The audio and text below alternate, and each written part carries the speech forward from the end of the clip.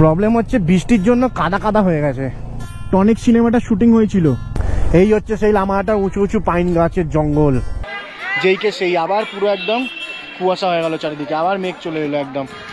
কিন্তু সেই ভিউ। এই হচ্ছে রুমটা একটা অ্যাভারেজ সাইজ, এমন কিছু বড় নয়, হয়তো ক্যামেরাতে বড় মনে হচ্ছে।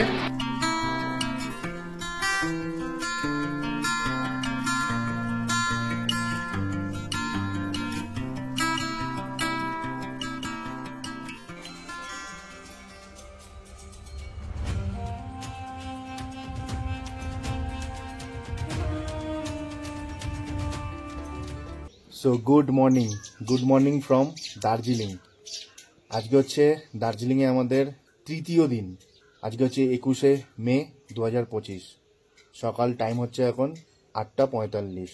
তো আজকে আমাদের প্ল্যান হচ্ছে এখান থেকে বেরিয়ে আমরা কালিম্পং যাব, এবং কালিম্পং যাওয়ার রাস্তাতেই কিন্তু আমরা ভিজিট করব লামাহাটা, পেশক টি গার্ডেন হয়ে লাভার্স পয়েন্ট হয়ে আমরা তিস্তা ব্রিজ ক্রস করে কিন্তু কালিম্পংয়ের দিকে উঠব। এই হচ্ছে আজকের আপডেট।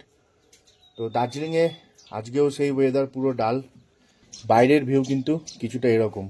এই দিকটা হচ্ছে কিন্তু পুরো একটা টি এস্টেট, মানে চায়ের বাগান। এই সাইডটা পুরোটা ওপেন, কিন্তু এখন দেখো পুরো ঝাপসা একদম। তো বাবি তো চলে গেছে ব্রেকফাস্ট করতে ডাইনিংয়ে, তো এবার আমিও যাই, চলো ব্রেকফাস্টটাকে করে নিই। দেখি আজকে ব্রেকফাস্টে কি আছে। বাপরে বাপ, ভাবি তো এখানে পুরো প্লেট সাজিয়ে নিয়ে বসে পড়েছে একদম। ওয়ে সাবাস, আজকে তো অনেক কিছু রয়েছে। লুচি রয়েছে, আলু তরকারি রয়েছে, এদিকে রয়েছে আবার সিমুই, প্লাস আবার ডিম সেদ্ধ, মানে ভাবির তো পুরো ফেভারিট। আর সব থেকে বড় কথা, যে দাদা করছে তাকে তো এখনো পর্যন্ত দেখানো হয়নি।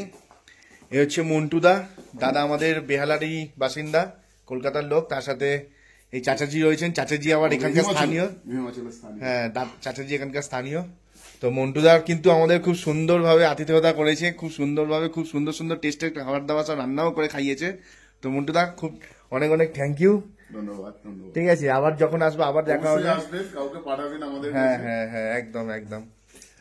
ব্রেকফাস্টটা করে নিয়ে তারপরে একটা ছোট্টখাটো যুদ্ধ আছে আর কি, বাইকটা রাস্তায় তুলে নিয়ে যাওয়া, তার সাথে দার্জিলিং থেকে ক্রস করা, কারণ বিশাল পরিমাণে জ্যাম হচ্ছে।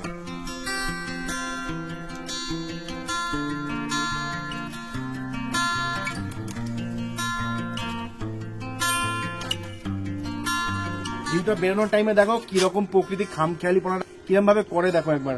ভাবিকে বলবো একবার ভিউটা দেখাও চারিদিকে। দেখেছো বেরোনোর টাইমে ভিউ পুরো ক্রিস্টাল ক্লিয়ার ওয়েদার করে দিচ্ছে, যাতে এখান থেকে বেরোতে আমরা না পারি। সেই জন্য দার্জিলিং অ্যাকচুয়ালি হচ্ছে ওই দিকটা হচ্ছে দার্জিলিং, এই দিকটা হচ্ছে কিন্তু দার্জিলিং। আমরা কিন্তু রয়েছি দার্জিলিং এর আউটস্কার্টস। এই জায়গাটার নাম হচ্ছে চিত্রে, আপার চিত্রে এই জায়গাটার নাম।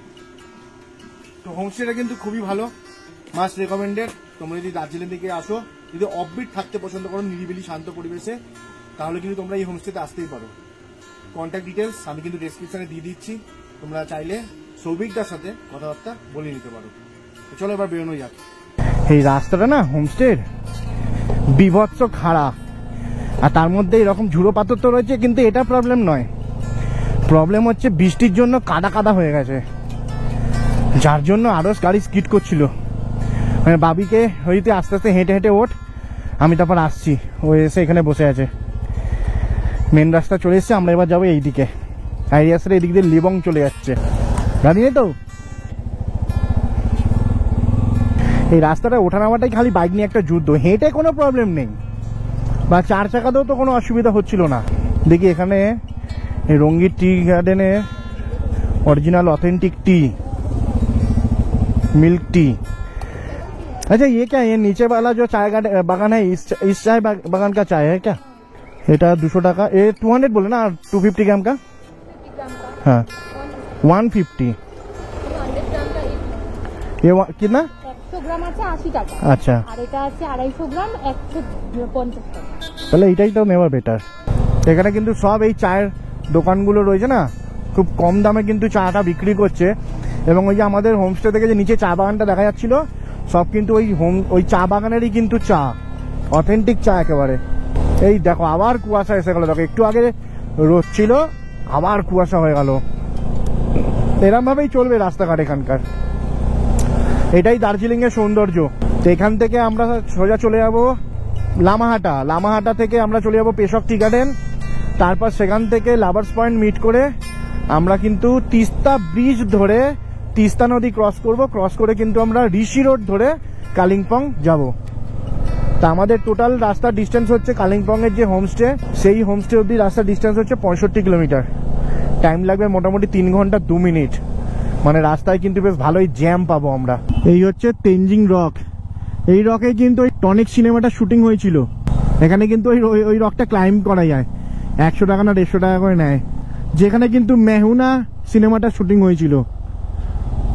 আমরা কিন্তু পার করছি। ও দার্জিলিং স্টেশন দিয়ে কিন্তু ট্রেনটা ছাড়বে, ডিজেল ইঞ্জিন। আর এটা হচ্ছে লোকো শেড। এই দেখো কয়লা ইঞ্জিন গরম করছে অ্যাকচুয়ালি। এই মামি, আমরা কিন্তু এটা ক্রস করছি ঘুম স্টেশন ফেরবার সময়। এদিকে পাহাড়ের বাঁকে বাঁকে না কখন কখন বৃষ্টি হচ্ছে, কখন কখন হচ্ছে না, বোঝা যাচ্ছে না। এই জোর বাংলো থেকে আমরা নিয়ে নেবো বাঁদিক, ম্যাপে যা দেখাচ্ছে ওখান থেকে আমরা নিয়ে নেবো বাঁদিক, নিয়ে আমরা ধরে নেবো পেশক রোড ধরবো। এই বাঁদিক बोल रहा है ये रास्ता सीधा लामाहाटा जाता है ना। Thank you. তবে মেবি এই রাস্তাটা এবার ফাঁকা পাবো আমরা, কারণ লামাহাটার সামনেটা গিয়ে আবার একটুখানি জাম হয়তো পেতে পারি। তবে এই রাস্তাটা শুনেছি নাকি পারিপার্শ্বিক ভিউ নাকি খুব সুন্দর, কিন্তু তা হলেও লামাহাটা 14 কিলোমিটার, পুরো জঙ্গলের মতন রাস্তা রে। আর কি ঠান্ডা এখানটা, বাপরে।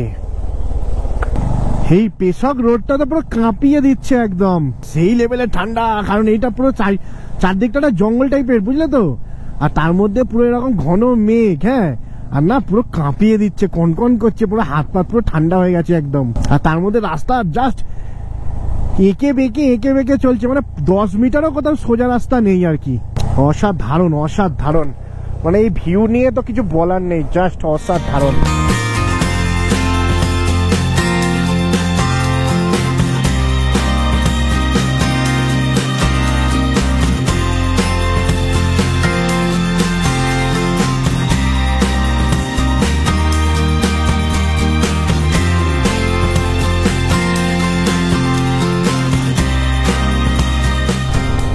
এই হচ্ছে সেই লামাহাটা উঁচু উঁচু পাইন গাছের জঙ্গল। ওরে বাপরে বাপ, কি ঘন দেখো, ভেতরটা পুরো অন্ধকার লাগছে একদম। সামনে ঢোকার গেট আছে, টিকিট কাটতে হবে, মেবি 10 টাকা না 20 টাকা করে টিকিট। ভিউটা বুঝবো কি করে, তো যা কুয়াশা, মানে পুরো মেঘে ভর্তি। তো দেখি আগে গাড়িটাকে তো পার করি, তারপর দেখছি। লামাহাটা ইকো পার্কে কিন্তু 20 টাকা করে পার হেড টিকিট, আর বাচ্চাদের 10 বছরের নিচে ফ্রি। আর ওপেনিং টাইম হচ্ছে 8টা, ক্লোজিং টাইম হচ্ছে 5টা। কিন্তু পুরো ফগ, কি ছবি তুলবো কি না।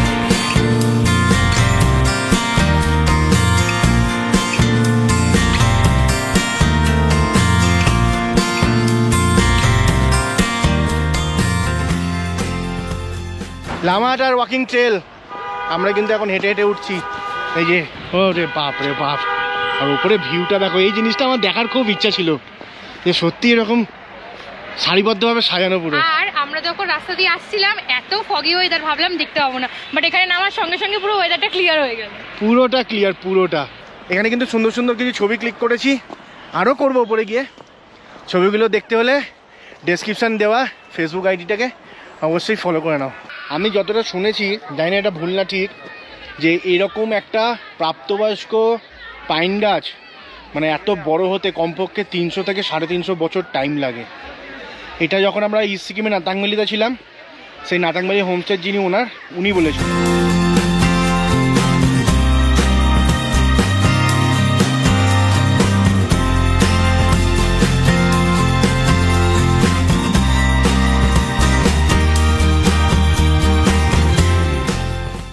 দেখো আমরা এখানে বেশ অনেকক্ষণ ধরে টাইম কাটাচ্ছি, ফটো সেশন করলাম, ভালো ভালো রিলস ক্যাপচার করেছি। কিন্তু আবার দেখো যেইকে সেই আবার পুরো একদম কুয়াশা হয়ে গেল চারিদিকে, আবার মেঘ চলে এলো একদম। এই যে ফরেস্টটা এইদিকে পুরো ঢেকে গেছে একদম। তো এবার আমাদের নেক্সট স্টপ হচ্ছে পেশক টি গার্ডেন। এই লামাহাটা থেকে বেরিয়ে পড়লাম, খুব সুন্দর জায়গা, ভালো লাগলো। তবে মেঘটা যদি না থাকতো, যদি ওয়েদারটা ক্লিয়ার থাকতো না, আরও ভালো লাগতো। এই যে এখনও কিন্তু চলছে এই পুরো পাইন গাছের জঙ্গল, এটা কিন্তু পুরোটাই এই পাইন গাছ লামাহাটা ইকো পার্কের অংশ আর কি। এই রাস্তাটা খালি এরকমই খাড়াই ডাউনহিল নামছে কিন্তু লামাহাটার পর থেকে। ও সেই লেভেল, সেই লেভেল। দেখো রেগুলার অ্যাঙ্গেল হচ্ছে এইটা, কিন্তু রাস্তাটা নামছে হচ্ছে এই। কিন্তু আমার কাছে কথা হচ্ছে এই হাই রাস্তাগুলো পিচ করে কি করে? ও ভাইয়া পেশক টি গার্ডেন জানা হয়, পেশক টি গার্ডেন, পেশক টি গার্ডেন নিচে। আচ্ছা তাকদা তিনচুলে সব এটা চলে যাচ্ছে এই ওপরে। এই জায়গাটা যদি ওয়েদারটা ক্লিয়ার থাকতো না এরকম সোজা এই ওপরটায় কিন্তু কাঞ্চনজঙ্ঘা দেখা যেত। তবে নিচে কিন্তু মেঘ নেই, দেখ ওই দেখ নিচ পুরো পরিষ্কার, দেখলি ওই ওপরেই মেঘ, আর ঠান্ডাটাও কমে গেছে একদম। এখান থেকে নামতে নামতে পেশক টি গার্ডেন সামনে, কিন্তু কতটা যেতে হবে জানি না। বাঁদিকে ভিউটা দেখো, বাপরে বাপ কি লাগছে ভাই। আর ঠিক এই যে গাছটা রয়েছে বলে এখানটা গাঢ় হয়ে গেছে, আমি যদি একটু এগিয়ে নি না তাহলে ওখান থেকে কিন্তু আমি তিস্তা নদী আর NH10 দেখতে পাচ্ছি। সেরা লাগছে সেরা, নিচটায় কোনো মেঘ নেই, এই মেঘ সব ওপরে। ওই যে গাড়িটা উঠছে না ওই রাস্তা থেকে নেমে আসলাম, নেমে এসে এখানে বাইকটা রেখেছি, এই টি গার্ডেনটায় গেলাম, গিয়ে একটুখানি ছবি টবি তুললাম। আর এদিকে ভিউটা দেখো, আর নিচে ওই যে ওই জায়গাটা যদি আমি জুম করি তাহলে দেখো, দেখতে পাচ্ছ গাড়ি যাচ্ছে, ওটাই হচ্ছে NH10। আর তার নিচে এই যে তিস্তা নদী, বাপরে বাপ সেরা সেরা, হাওয়াটাও সেরা।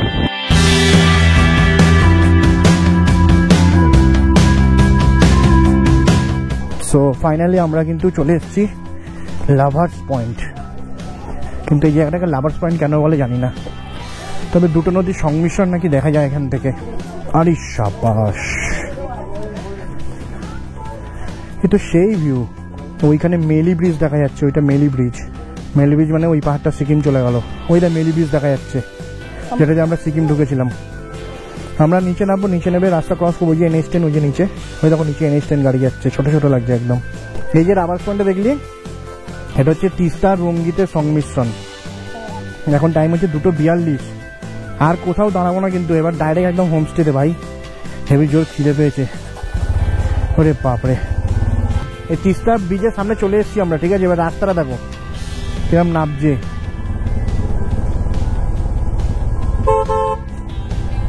সাবাস।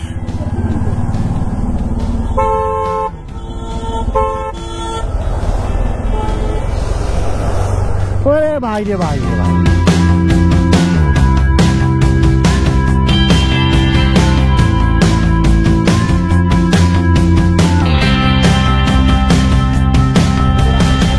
दादा ये कालिम्पोंग जाना है। आपको यहाँ से सीधा ऊपर पड़ेगा। रिवर राफ्टिंग नहीं करने का है? ना ना ना ना ना, रिवर राफ्टिंग करने से आपको 2 रिवर का संगम इसमें फैमिली सेक्शन में कोई भी कर पाएगा।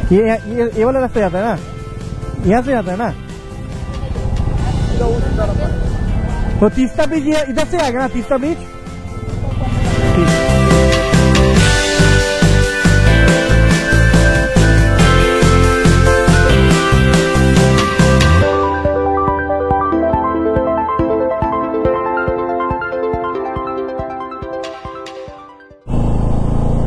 কোথায় ছিলাম আমরা, কোন মেঘের ওপরে, সেখান থেকে এখন একদম মানে রিভার বেডে চলে এসেছি, যার জন্য না কি গরম লাগছে।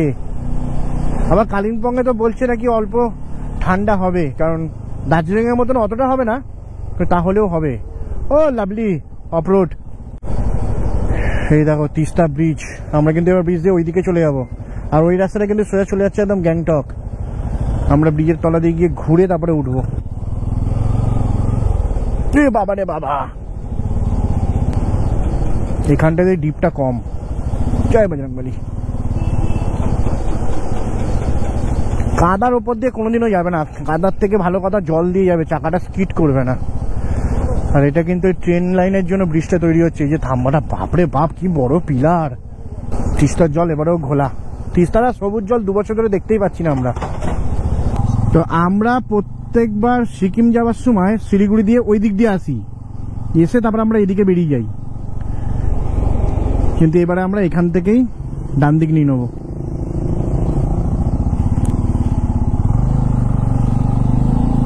এই আমরা ডান দিক নিয়ে নিলাম, আর এই রাস্তা ধরে যদি আমরা সোজা চলে যাই তাহলে কিন্তু আমরা একেবারে গ্যাংটক চলে যাব, সিকিম। এই কিন্তু আমরা উঠলাম তিস্তা ব্রিজে 3rd টাইম বাইক নিয়ে, আগে 2 বার সিকিম যাওয়ার সময় আর এইবার কালিম্পং যাওয়ার সময়।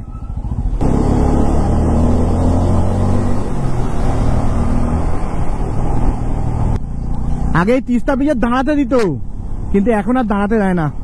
তো এইটা আমরা চলে এলাম কিন্তু ঋষি রোডের মুখে। এ দেখো লেখা রয়েছে ওয়েলকাম টু কালিম্পং। এই আমরা এবার উঠে যাচ্ছি কিন্তু কালিম্পং এর দিকে, গোর্খাল্যান্ড টেরিটোরিয়াল অ্যাডমিনিস্ট্রেশন। হ্যাঁ, আমার কানে ব্যথা ঠিক হবে না এখন, এতক্ষণ খালি নামছিলাম, তারপর আবার উঠছি। আর দুখানা লুপ পিন ছিল, ঠিক আছে, লুপ পিন বলতে হচ্ছে পুরো কি বলতো, মানে এরকম রাস্তা ঘুরে ঘুরে ওঠে। দুখানা লুপ পিন ছিল তো, ঘাপ করে এক জায়গায় অনেকটা হাইট বাড়িয়ে দিয়েছে। ও বাবি বলছে ওটাকে সেফটি পিন বলে, সেফটি পিন বেন্ড। তবে রাস্তাটা চওড়া আর ভালো, টারম্যাক, এটা ভালো লাগছে দেখে। রাস্তাটা আবার এরকম গিয়ে ঘুরে এরকম উঠে গিয়ে ওই দিকে চলে গেছে জঙ্গলের ভেতরে, ব্যাপক ব্যাপক।